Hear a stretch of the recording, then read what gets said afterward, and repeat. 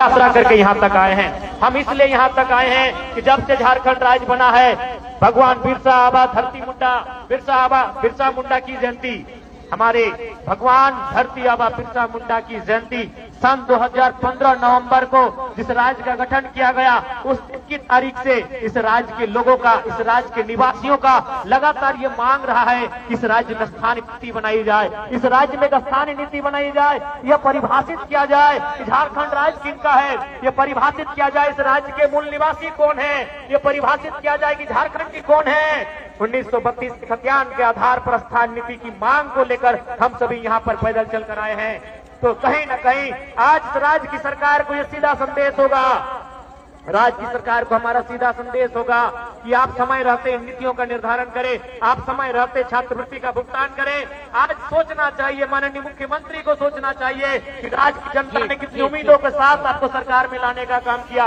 राज्य की जनता ने आपको 2 बार पूर्ण बहुमत से सरकार में लाने का काम किया, लेकिन आप भूल गए अपना वो वादा जो आपने चुनाव से पहले कहा था कि हमारी सरकार बनते ही हम 1932 के खतियान के आधार पर स्थानीय नीति लागू करेंगे।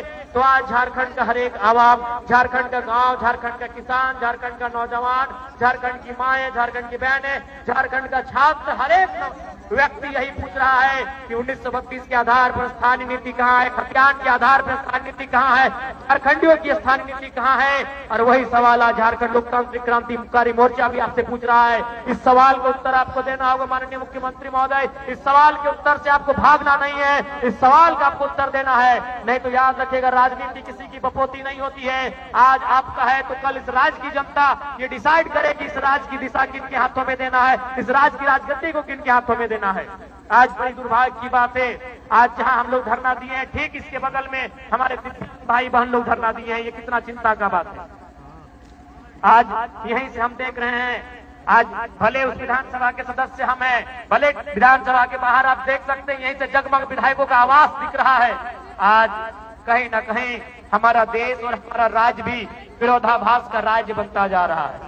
आज हमारा झारखंड विरोधाभास का राज्य बनता जा रहा है। एक और जहां हमारे माननीय विधायकों को 4 करोड़ 32 लाख का आवास दिया गया है रहने के लिए, आलीशान महल, आलीशान बंगले दिए गए हैं रहने के लिए, मंत्रियों को 6 करोड़ का आवास, 6 करोड़ का महल दिया गया है रहने के लिए। और उसी राज्य में जो अपंग है, जो अपाहिज है, जिन्हें हम दिव्यांग नाम दिया गया है, जिन्हें दिव्यांग कहा जाता है, जिनका हाथ नहीं है, जिनके पांव नहीं है, जिनकी आंख सलामत नहीं है, जिनके शरीर का कोई ना कोई अंग सलामत नहीं है, आज वे लोग पेंशन पाने के लिए आंदोलन करते हैं। आज कई महीनों से उनका पेंशन बंद पड़ा है। तो सोच सकते हैं आज झारखंड की दिशा को किस ओर आप लेके जा रहे हैं।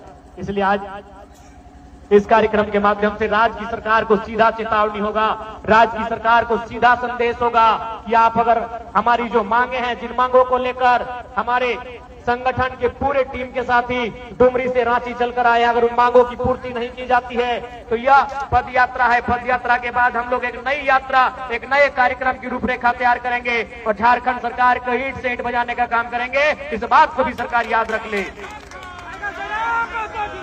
इस बात को भी सरकार को याद रखना होगा कि आज, और यह तो आपको अनुभव करना होगा। आप कहते हैं आप और त्रिपुरा राज्य आंदोलनकारी के सुपुत्र है, लेकिन कैसा आपका परवरिश हुआ है, आप कैसा आंदोलनकारियों का सम्मान करते हैं कि आज आंदोलनकारी के राज्य में आंदोलनकारियों की स्थिति कहां है। आज आपने 10,000 सहायक आचार्य की नियुक्ति दी, मैं पुनः उसके लिए आपको बधाई दूंगा। मैं पुनः आपके साथ साथ उन 10,000 सहायक आचार्य को भी बधाई दूंगा। लेकिन सवाल ये होगा मुख्यमंत्री महोदय, आपने ये तो झारखंड की जनता को बता दिया कि आपने नौकरियां दी, लेकिन क्या आप बताएंगे कि ठेकेदारी किनको दे रहे हैं? जो 50 करोड़ का, 100 करोड़ का, 200 करोड़ का, 500 करोड़ का, 1000 करोड़ का टेंडर जो निकल रहा है, वो टेंडर आप किसको दे रहे हैं? ये भी राज्य की जनता को बताना होगा। आज एक उपायुक्त के बगल में, उपायुक्त के पीछे, डीसी के पीछे, डीसी के आगे, डीसी के दाएं, डीसी के बाएं जो व्यक्ति खड़ा होता है, जो काम करता है, वो आउटसोर्सिंग के माध्यम से आता है। ये भी आपको बताना होगा कि झारखंड की कितनी आउटसोर्सिंग एजेंसियां झारखंड की सक्षम है। उन आउटसोर्सिंग एजेंसियों के माध्यम से चयन होने वाले कितने नौजवान, कितनी बहनें, कितने भाई झारखंड